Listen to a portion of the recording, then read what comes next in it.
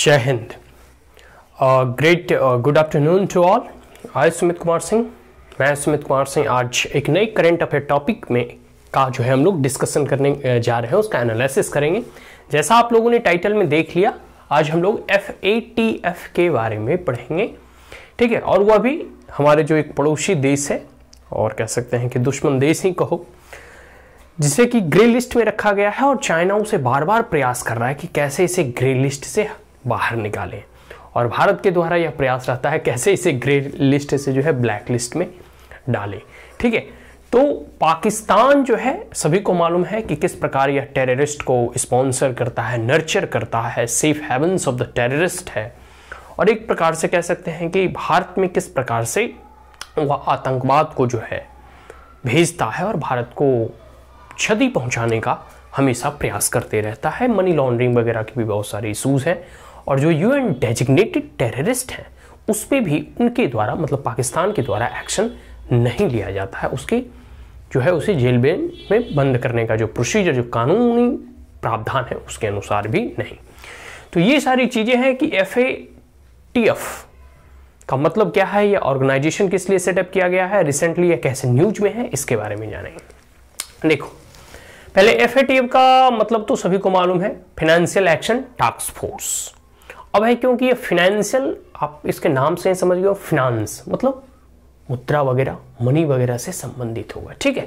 Action task force एक प्रकार के फोर्स के रूप में काम करता है, वैसा नहीं कि ये military, but force in the sense कि किसी भी एक कंट्री का, नेशन का टेरिटरी को एनालाइज करता है और उसके बाद देखता है कि किस प्रकार से वो काउंटर टेररिस्ट मेजर्स या फिर मनी लॉन्ड्रिंग या फिर जो टेरर फंडिंग होती है उस पर रोकथाम करने का प्रयास करता है। और अगर वह नहीं करता है और वह टेरर को स्पॉन्सर करता है या फिर टेरर फंडिंग को एग्रीगेट करके टेररिस्ट को बढ़ावा देता है, इस परिस्थिति में उसके ऊपर जो है FATF जो है सैंक्शन लगाती है, प्रतिबंध लगाती है, ठीक है। तो पाकिस्तान रिसेंटली जो है इसका इन्वेस्टिगेट किया जाता है, हर एक अंतराल में जो है, कुछ एक महीनों को अंतराल में जो है FATF की मीटिंग होती है और उसमें जो है हर एक नेशन का टेरिटरी का मूल्यांकन किया जाता है। देखिए, तो investigate and prosecute leader of UN designated terrorist और टेरर, ठीक है।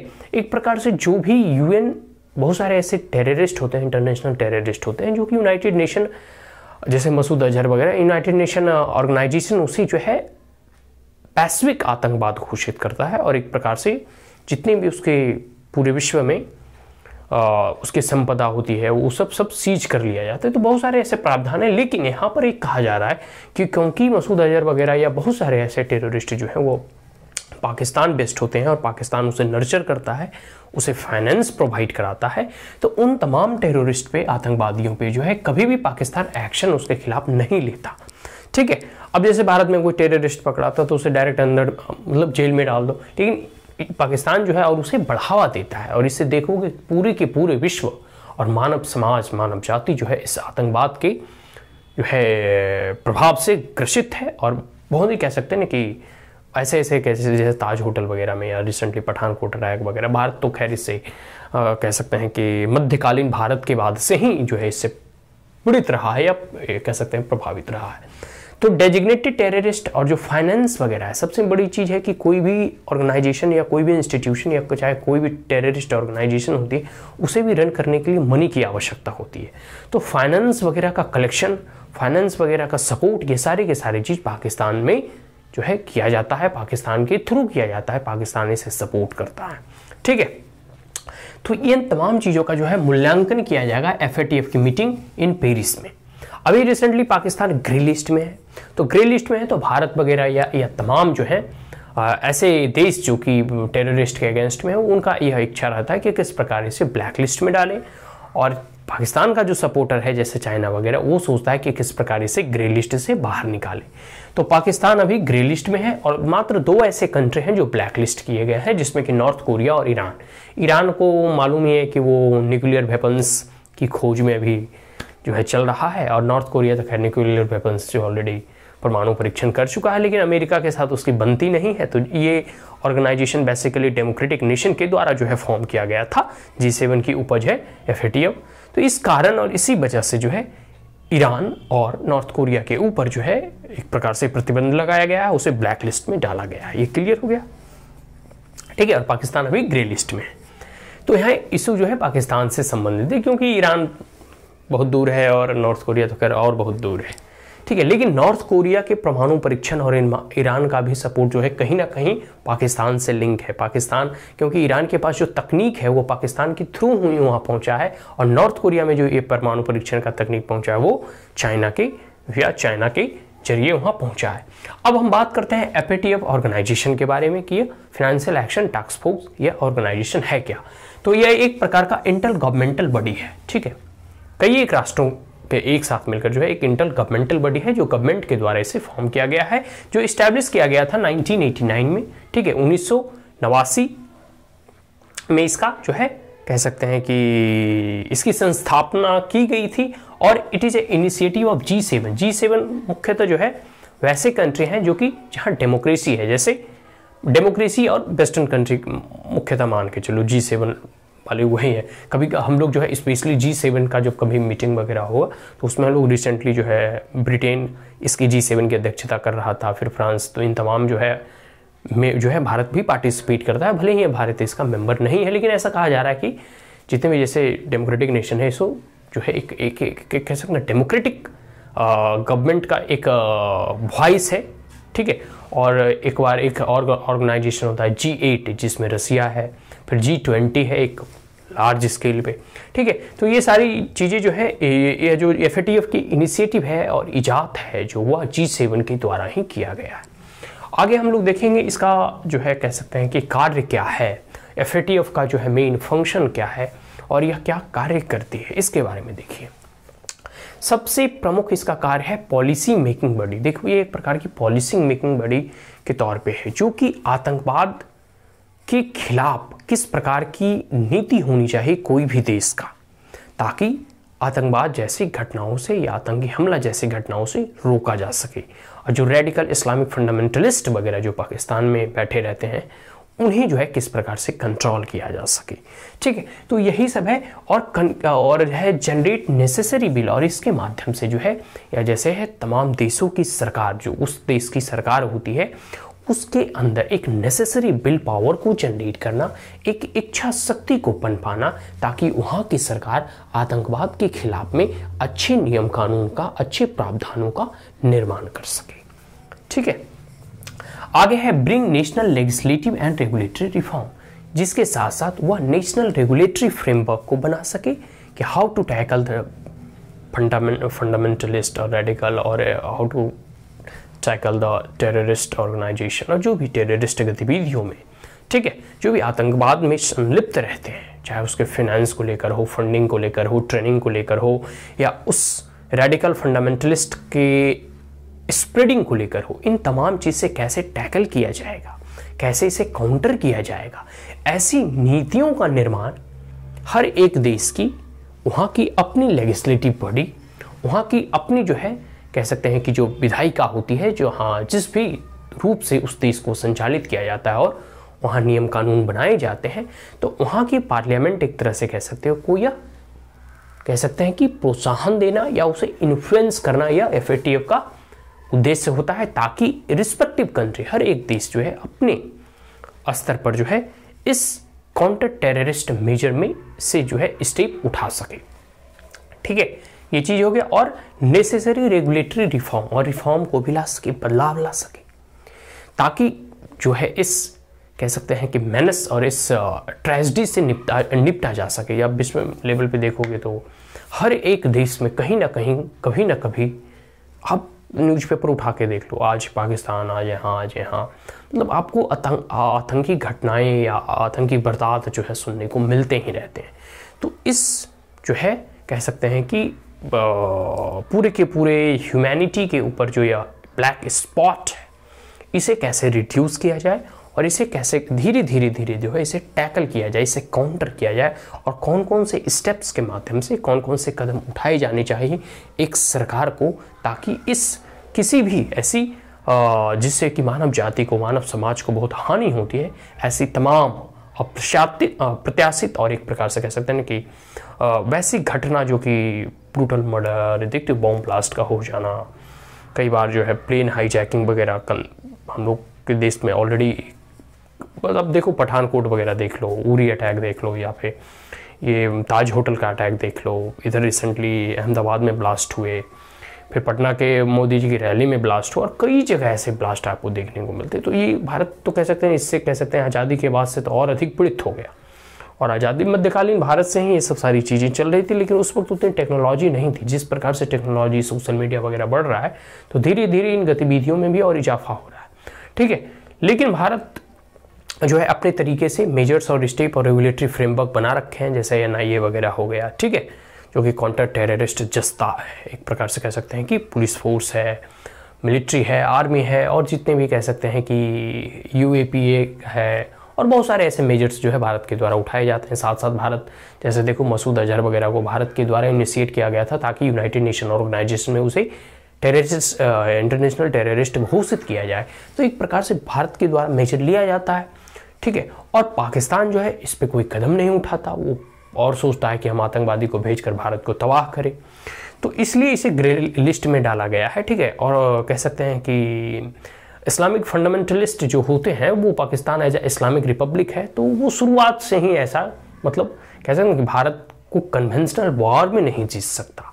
मतलब जो परंपरागत युद्ध है वो हर एक युद्ध में पराजित हुआ है, इसलिए वो जो है कह सकते हैं कि इन तमाम जो है अनुचित गतिविधियों के माध्यम से भारत को वो परेशान या प्रताड़ित करने का प्रयास किया करता है। लेकिन इसमें भी वो कामयाब नहीं होगा। रिसेंटली जो भारत की सरकार है, वर्तमान में जो सरकार है, वो घर में घुस के मारती है हनुमान जी की तरह, ठीक है। तो ये सारी चीज़ें हैं। अब हम बात करते हैं सेक्रेटेरिएट की, ठीक है। तो house at the OECD and headquarter at the Paris, France के पेरिस में इसका हेडक्वार्टर है, ठीक है। आगे है इसके रोल के बारे में कुछ जान लेते हैं, ठीक है। रोल है examine the measure to combat money laundering. इसका कार्य है कि वो मेजर को जानना, जिससे कि मनी लॉन्ड्रिंग को कॉम्बैट किया जाए, मतलब उसे रोका जाए, उसे कम किया जाए, और उसे उन तमाम मेजर, जैसे हर एक देश कुछ ना कुछ स्टेप लेती है। अब ऐसा तो है नहीं कि सब देश चाहेगा कि टेररिस्ट को फैलाए, कोई नहीं चाहेगा भाई।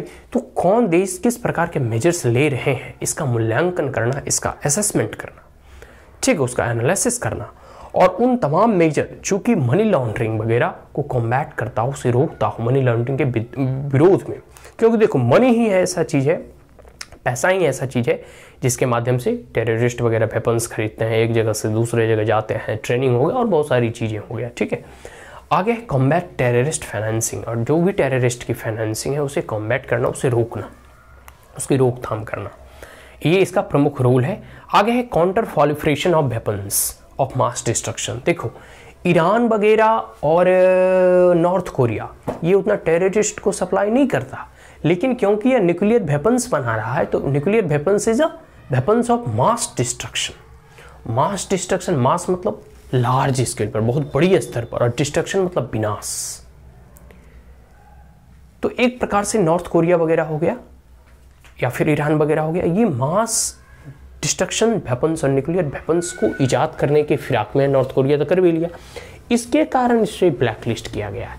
तो एक फंक्शन इसका और है, ठीक है, FATF का एक रोल और है कि यह कोई भी जो है अगर पॉलिफ्रेशन ऑफ मास डिस्ट्रक्शन वेपन्स बनाता है, पॉलिफ्रेशन मतलब होता है प्रचार प्रसार या वृद्धि करना, पॉलिफ्रेट करना, बढ़ना, तो ऐसी कोई भी जो है मास डिस्ट्रक्शन वेपन्स का अगर पॉलिफ्रेशंस हो, कोई भी एक देश या टेरिटरी करने का प्रयास कर रहा है, उस पर FATF प्रतिबंध लगाता है। जैसे दो जो है हम नेशन का उदाहरण के तौर पे समझ चुके हैं कि कैसे इन्हें ब्लैकलिस्ट कर दिया है। पाकिस्तान तो खैर ग्रे लिस्ट में टेररिस्ट फाइनेंसिंग के कारण, ठीक है। आगे है कंपोजिशन। कंपोजिशन जानते हैं कि 37 मेंबर्स ज्यूरिडिक्शंस, ठीक है, इसमें 37 मेंबर के ज्यूरिडिक्शंस हैं, और ये अभी वर्तमान का करंट इसका कंपोजिशन है।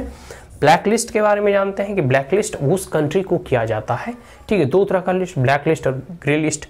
तो ब्लैक लिस्ट वैसे कंट्री को किया जाता है those country who are non corporative countries, ठीक है, और टेरिटरीज, वैसे टेरिटरी या वैसे कंट्री, वैसे देश जो कि टेररिस्ट के मामले में, ठीक है, या उससे काउंटर्स मेजर जो भी उठाए जाने चाहिए, या फिर जैसे कई बार भारत भी कहता है कि भाई आप जो भी मतलब भारत में हमले किए हैं अब तक का टेररिस्ट, और जो पाकिस्तान बेस्ड है और पाकिस्तान में भी जो रह रहा है, जैसे दाऊद इब्राहिम वगैरह, या फिर बहुत सारे जैसे अमेरिका ने लादेन वगैरह को मार दिया, तो वैसे टेररिस्ट को भारत को सौंपे और भारत फिर अपनी जुडिशियरी के अकॉर्डिंग उसे सजा सुनाएगा।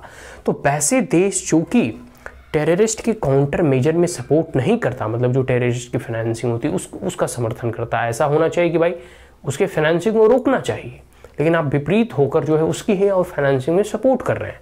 तो वैसे देश जो नॉन कॉरपोरेटिव है, किस मामले में, कोई भी टेरिटरीज हो या देश, कोई भी भूभाग या कोई भी देश जो कि सभी राष्ट्रों के साथ मिलकर जो काउंटर टेररिस्ट मेजर्स उठाए जाते हैं उसमें कॉरपोरेट नहीं करता है, सहभागी नहीं होता है, उन तमाम देशों पर जो है ब्लैक लिस्ट के प्रावधानों के अनुसार उसे ब्लैक लिस्ट कर दिया जाता। आगे है ग्रे लिस्ट। ग्रे लिस्ट में है safe havens for the terror funding.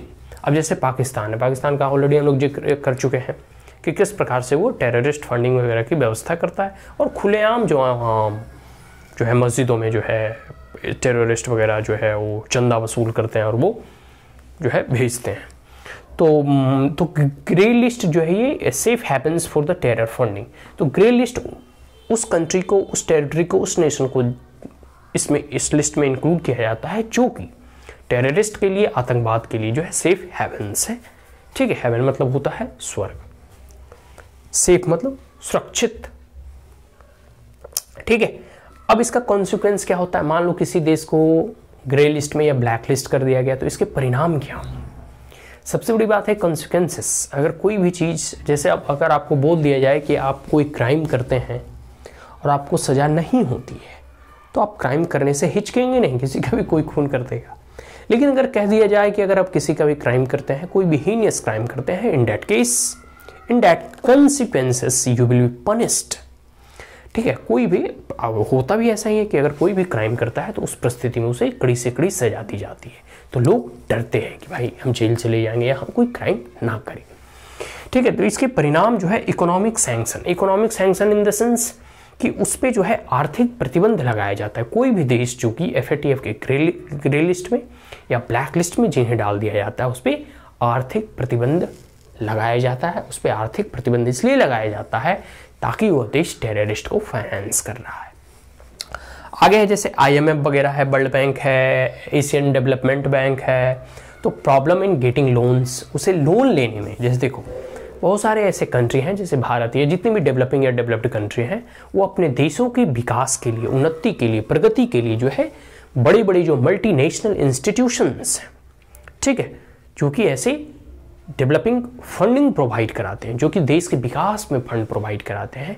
और अगर कोई देश FATF के ग्रे लिस्ट और ब्लैक लिस्ट में है, उस देश को इन तमाम वैश्विक संस्थाओं से, जैसे इंटरनेशनल मॉनेटरी फंड हो गया, IMF हो गए, वर्ल्ड बैंक हो गया, ठीक है, विश्व बैंक हो गया, ADB एशियन डेवलपमेंट बैंक हो गया, और बहुत सारे ऐसे संस्थाएं, वहाँ से इस देश के विकास की फंडिंग पर रोक लगा दी जाती है, क्योंकि वह देश उस फंड का पता नहीं टेररिस्ट को फाइनेंस करने में करे। ठीक है, तो ये सब सारी चीज़ें हैं। आगे है रिडक्शन इन इंटरनेशनल ट्रेड, और साथ साथ इंटरनेशनल ट्रेड में भी रिडक्शन हो जाता है, इंटरनेशनल इन्वेस्टमेंट में भी रिडक्शन होता है।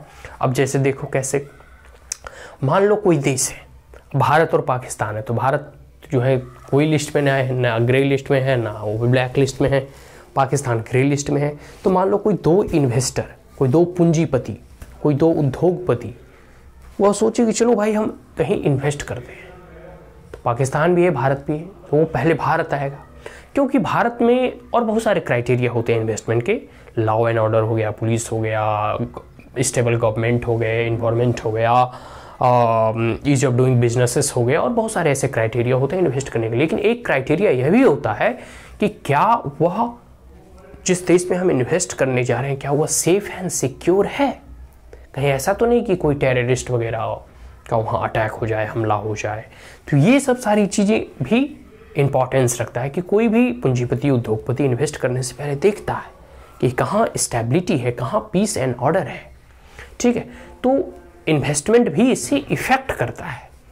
ठीक है, तो यही चीज़ है कि इंटरनेशनल ट्रेड वगैरह और व्यापार वगैरह भी, जैसे देखो कोई भी एक दूसरे देशों से व्यापार करता है, यानी कि ट्रेड करता है, इंडस्ट्री एक दूसरे देशों में लगाता है, तो वह देखता है उस देश का, जिस देश में हम इन्वेस्ट करने जा रहे हैं या व्यापार करने जा रहे हैं, वह उसकी स्थिति कैसी है, उसकी मनोदशा कैसी है और वह किन किन चीज़ों में जो है से संबंधित कार्य करता है। जैसे एक होता है कि आप उसके घर जाना नहीं पसंद करते हैं जो कि कोई बहुत बड़ा क्रिमिनल वगैरह हो, कोई बहुत बड़ा क्राइम किया हुआ हो, आप उससे जाने से या उनसे मिलने से या उनसे दोस्ती या उनसे रिलेशन रखने से आप परहेज करेंगे, हो सके उनसे दूर ही रहने का प्रयास करते हैं, ठीक है, ताकि आपको भी कह सकते हैं ना कि एक प्रकार से बैड नोमेनक्लेचर आपका भी नहीं आ जाए, कि आपको भी उन्हीं के जैसा ना लोग देखने लगे, क्योंकि आप जिसके साथ रहते हैं तो उसका प्रभाव, उसका अंश और कैसे संगति का प्रभाव होता है।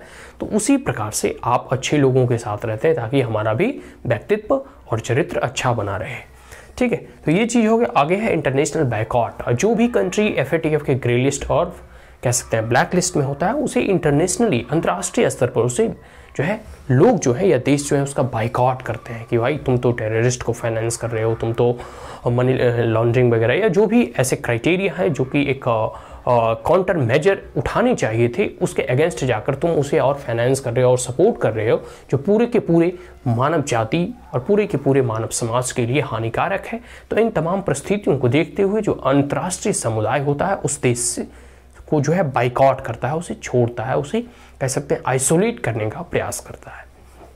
तो ये हो गया पूरे के पूरे FATF, ठीक है। और अभी पाकिस्तान से संबंधित न्यूज में था और पूरे के पूरे ये किस लिए बना, इसके क्या रोल है, क्या फंक्शंस हैं और क्या इम्पैक्ट पड़ता है अगर कोई कंट्री FATF के ग्रे लिस्ट और ब्लैक लिस्ट में होता है, तो इसके कंसिक्वेंस क्या होते हैं, इन तमाम चीज़ों के बारे में जाना। Is that clear? So that's all. And if you are the first time on my channel, then like it, share it, as well as subscribe it. Also press the bell icon. And if there were any queries, comments, suggestion, advice, you may comment in the comment box. Thank you once again. Have a great day.